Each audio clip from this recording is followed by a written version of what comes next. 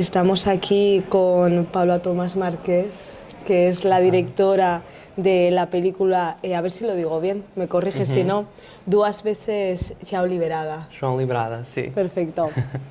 Qué bueno que en realidad eres ya un habitual en el festival. Sí, un poco, parece. Sí.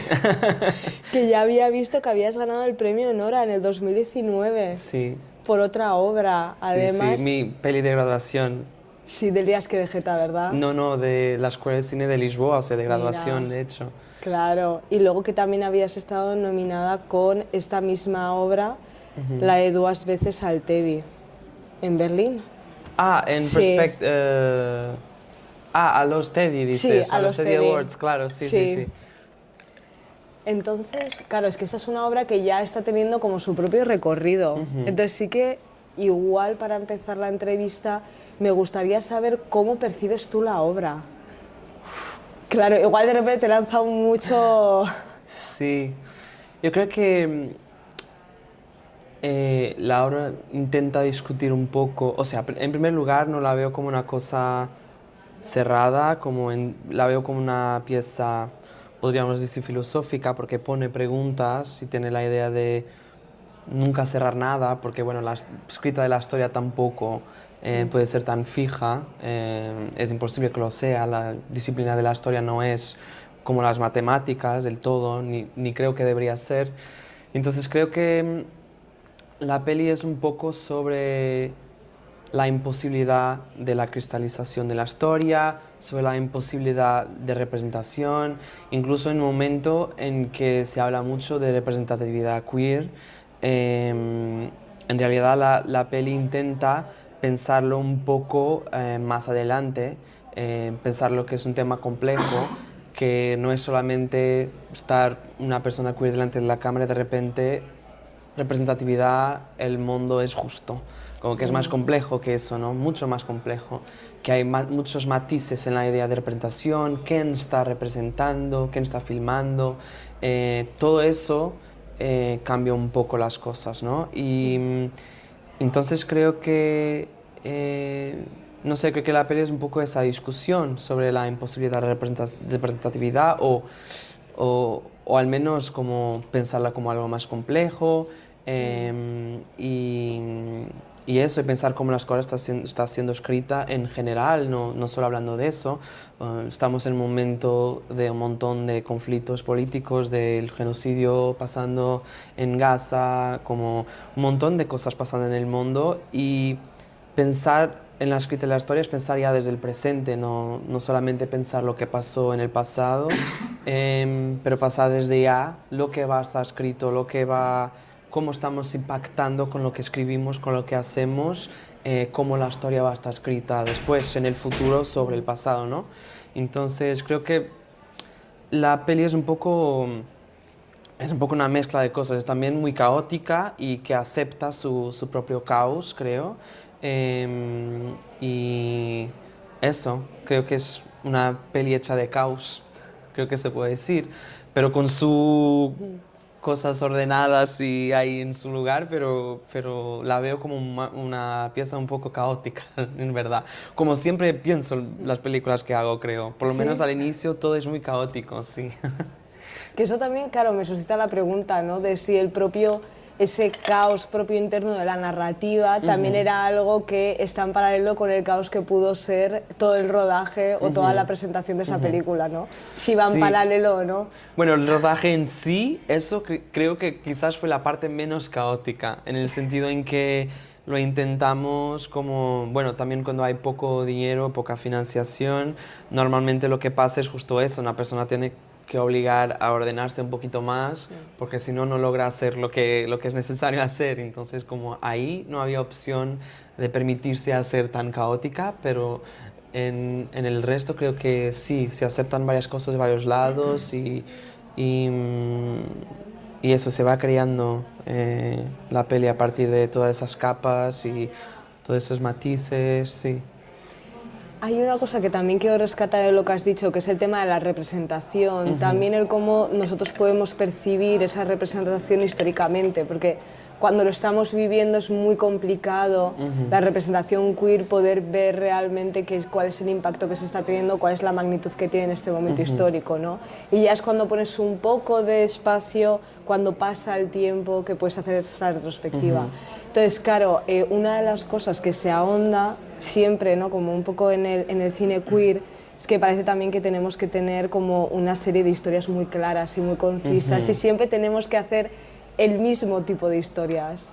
Pero de repente viene Es un gran esto problema. y dices, existimos, pero nuestra identidad no necesariamente tiene que ser una crisis y tampoco necesariamente tiene que ser como el eje central narrativo de la historia. Entonces ahí se me suscitó, no sé, mucho interés por el personaje principal, porque parece también como que transita un poco esos binarismos de género. También no queda del todo claro, pero está claro ese punto entre, a ver si me lo puedes esclarecer tú, ¿no? Ese prisma trans, intersex, del que también parece que un poco adorna la película por el simple hecho de que la protagonista existe en ese espacio. Claro, o sea, para nosotras, al inicio la peli empezó mucho desde ese lugar de pensar la representación trans como... pero creo que después se expandió para otras cosas y o sea, quedó como una cosa, una parte importante de la identidad del personaje más que de la película, porque al final, si vemos la historia de João en la película, es una historia que mucha gente que no es trans incluso se puede identificar, porque incluso la peli habla aún más sobre violencia misógina que específicamente sobre la violencia misógina trans. Entonces, como de repente hay mucha gente que se puede identificar con eso, y yo creo eso al menos. Y yo creo que la gente muchas veces le interesa poner en la caja esa de lo trans como la peli, cuando la propia peli en sí como que tiene momentos en que habla sobre eso, pero no lo hace el centro. Es más la cuestión de la representación de violencia histórica que está en muchas identidades diferentes y en muchos contextos diferentes, y no solo la de la posibilidad trans del pasado de personas trans en el pasado, ¿no? Como de importante es que también podamos existir sin que nuestra identidad sea la crisis central de una obra. Yo creo que es un doble movimiento ahí, porque claro, necesitamos de alguna forma, para nosotros es importante como legitimarnos para nos sentirnos seguras de nuestro día a día. Por otro lado, tenemos que entender que es bastante más complejo que eso, que muchas veces nuestras historias son capitalizadas muy fácilmente, como tokens, como yo qué sé. O sea, queremos hablar cosas aún más grandes que solamente eso, pero al mismo tiempo queremos hablar de nuestra historia sin que sean la historia que está en la caja esa. Porque cuando hablamos de, yo qué sé, amor heterosexual, no se lo piensa como un tema, pero cuando se piensa en el amor gay, por ejemplo, se piensa como un tema, ¿sabes? O sea, el amor heterosexual es solo una película, cuando tenemos una película así, pero cuando es sobre un amor entre personas del mismo género, de repente es una película queer, es una película gay, etc. Entonces hay algo de que al mismo tiempo que queremos simplemente vivir nuestras historias y hacerla parte de un mundo, simplemente, también estamos luchando, entonces también necesitamos como hacernos oír. Entonces es un movimiento difícil y medio contradictorio a veces incluso, creo. Y no sé, a veces pienso mucho como, a veces por presión casi, me da ganas como, la próxima peli no va a ser sobre personas queer, como va a ser sobre otra cosa. Pero de repente pienso como que es mi vida, o sea, las cosas que hago vienen mucho de la autoficción también. Entonces, como, ¿qué hago? ¿Voy a hacer pelis sobre los otros? Como, a mí también me interesan las narrativas, a mí también me interesa como las narrativas que no son propiamente sobre cuerpos queer. ¿Por qué no interesa a las otras personas también las narrativas queer sin pensar exactamente que estoy viendo una película sobre personas queer y que no soy yo y que no me identifico con esto? No, la gente se identifica con la narrativa del otro muchas veces, como, y creo que es parte del juego humano, es el juego de la diversidad, perdón, en mi español. ¿Qué es eso?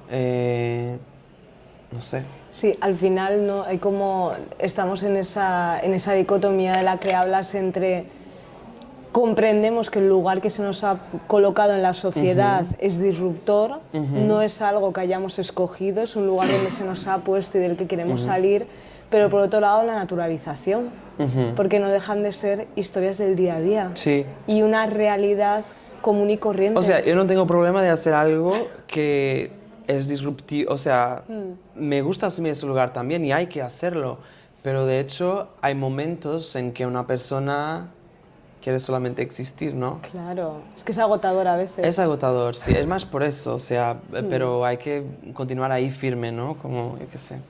Sí, también está ese tema de la financiación, ¿no? La dificultad también que eso pueda suponer, ¿no?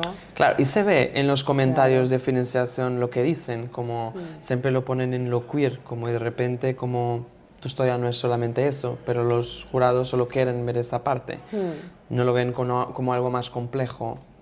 Mismo que les intentes enseñar eso, eso es claro. Sí, sí. Es que estaba pensando ahora en toda la ola de nuevo cine queer que está saliendo, ya no solo en Europa, también en Latinoamérica, en cómo también estamos conquistando otros géneros poco a poco, ¿no? Esos géneros que parecían un poco ajenos a nosotros, las comedias, los musicales, de repente. Ahora contigo estamos en algo más experimental, que también nos alejamos de ese drama, ¿no? Y esas crisis y empezamos a abarcar y a identificarnos y a aferrarnos a historias muy humanas desde otra perspectiva, que también parece como muy necesario. Entonces sí que hay, por ejemplo, algo que me gustaría preguntarte también es esa reflexión que te gustaría que la gente se llevara con Duas veces, ¿no? Más allá de lo nuestro también, ¿qué reflexiones podemos tener con ello? Porque al final es una película también que da pie a poder poner de ti en esa poesía. Difícil decir una cosa, ¿sabes? Como... no sé, creo que se llevara consigo después de la peli. Sí. Esta es la gran pregunta. Es que son muchas cosas, o sea, quiero que lleven muchas cosas. A veces el problema es ese, es que se quiera que se lleve mucho.